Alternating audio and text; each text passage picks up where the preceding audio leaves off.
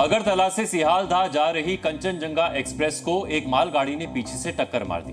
इस हादसे में अब तक 9 लोगों के मारे जाने की खबर है और करीब 41 लोग घायल हुए हैं। अभी तक जो जानकारी मिली है उससे एक बात साफ है कि इस हादसे के पीछे रेलवे विभाग की लापरवाही है। सुबह करीब 8:30 बजे यह हादसा न्यू जलपाईगुड़ी स्टेशन से करीब 30 किलोमीटर दूर रंगापानी स्टेशन के पास हुआ। इस हादसे की तस्वीरें ही इसकी पूरी कहानी बताती है। बताया जा रहा है कि कंचनजंगा एक्सप्रेस रानी पात्रा रेलवे स्टेशन और छतरहाट के पास रुकी हुई थी। इस दौरान एक मालगाड़ी ने कंचनजंगा एक्सप्रेस को पीछे से टक्कर मार दी। इस टक्कर से कंचनजंगा एक्सप्रेस के 5 डिब्बे डिरेल हो गए। गनीमत यह रही कि कंचनजंगा एक्सप्रेस के आखिरी 2 डिब्बे पार्सल वाले थे और एक डिब्बा सामान रखने वाला कोच था। हालांकि हादसे में 2 पैसेंजर डिब्बे भी चपेट में आए, जिसकी वजह से यात्री भी हादसे का शिकार बने। इस हादसे में मालगाड़ी के पायलट और को पायलट की भी मौत हो गई। यह हादसा कैसे हुआ, इसको आप इस एनिमेशन के जरिए भी समझ सकते हैं।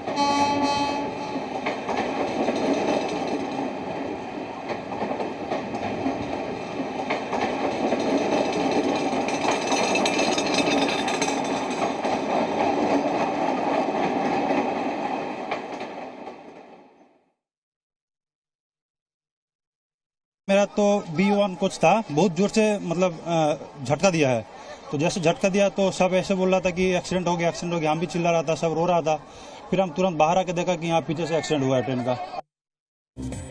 हादसे के बाद स्थानीय लोगों ने रेस्क्यू शुरू कर दिया था। इसके बाद सेना और NDRF की टीम ने रेस्क्यू का काम संभाल लिया। बारिश की वजह से रेस्क्यू में कुछ दिक्कतें भी आईं। इस हादसे में मरने वालों की संख्या अभी और बढ़ सकती है। रेलवे के मुताबिक हादसे की वजह मालगाड़ी के लोको पायलट का सिग्नल ओवरशूट करना था, जिसकी वजह से वो कंचनजंगा एक्सप्रेस से टकरा गई। प्रारंभिक इंफॉर्मेशन के हिसाब से ऐसा लग रहा है कि गुड्स ट्रेन के ड्राइवर ने सिग्नल को डिसरिगार्ड किया है और रियर एंड से कंचनजंगा को हिट किया है। जो गुड्स ट्रेन थी उसके ड्राइवर और असिस्टेंट ड्राइवर की भी जान चली गई है और जो कंचनजंगा के गार्ड थे उनकी भी जान चली गई है। रानी पात्रा और छतरहाट के जिस रूट पर हादसा हुआ वहां का ऑटोमेटिक सिग्नलिंग सिस्टम सुबह 5:50 से ही खराब था। सुबह 8:15 बजे के करीब कंचनजंगा एक्सप्रेस रंगापानी से रवाना हुई, लेकिन सिग्नलिंग खराब होने की वजह से ये ट्रेन रानी पात्रा और छतरहाट के बीच रुकी रही। सिग्नलिंग खराब होने के बावजूद रंगापानी स्टेशन से मालगाड़ी को भी रवाना कर दिया गया। मालगाड़ी ने डिफेक्टिव सिग्नल पर 1 मिनट के लिए ट्रेन रोकने वाला नियम भी नहीं माना। यही नहीं, मालगाड़ी की गति भी 10 किलोमीटर प्रति घंटा से ज्यादा रखी। यही वजह रही कि मालगाड़ी कंचनजंगा एक्सप्रेस के पीछे से टकरा गई। रेल हादसों को रोकने के लिए रेल मंत्रालय अपने कवच सिस्टम का सीना ठोककर प्रचार करता है। ये एक ऐसा सिस्टम है जिसके मौजूद होने पर एक ही ट्रैक पर आई 2 ट्रेनें अपने आप रुक जाती हैं। लेकिन अफसोस, इस रूट पर कवच सिस्टम नहीं था। देश में 1 लाख किलोमीटर से ज्यादा लंबे रेलवे ट्रैक्स हैं, लेकिन कवच सिस्टम केवल 1500 किलोमीटर रेलवे ट्रैक पर ही लगे। हादसे के बाद देश के रेल मंत्री भी एक्शन में आ गए। वो घायलों से मिले और घटनास्थल का भी जायजा लिया है। अभी हमारा सारा फोकस है, रेस्क्यू ऑपरेशन कंप्लीट हुआ है, अभी रेस्टोरेशन पे पूरा फोकस है। ये मेन लाइन है और किसी भी तरीके से ये पॉलिटिक्स का समय नहीं है। अभी सारा फोकस होना चाहिए रेस्क्यू और रेस्टोरेशन पे। पैसेंजर सेफ्टी के लिए बहुत बड़ा फोकस है, कंप्लीट फोकस है, जैसा आप स्वयं जानते भी हैं। मैं इसके बारे में बाद में डिटेल में चर्चा करूंगा। रेल मंत्री ने हादसे में मारे गए लोगों के परिवार को 10 लाख, गंभीर रूप से घायल हुए लोगों को 2.5 लाख और कम चोट वाले लोगों को 50,000 का मुआवजा देने की बात कही है। लेकिन मुआवजे का ऐलान रेलवे की लापरवाही को ढक नहीं पाया। विपक्ष ने इस मुद्दे पर रेल मंत्री को घेर लिया है। लगातार एक के बाद एक ऐसे हृदय विदारक हादसों की एक लिस्ट बन गई है। कोरमंडल एक्सप्रेस उसमें थोड़े वक्त पहले ही हुआ था, लेकिन कोई पाठ सीखा हो सरकार ने, विभाग ने, मंत्री ने या मंत्रालय ने, वो देखने को नहीं मिलता।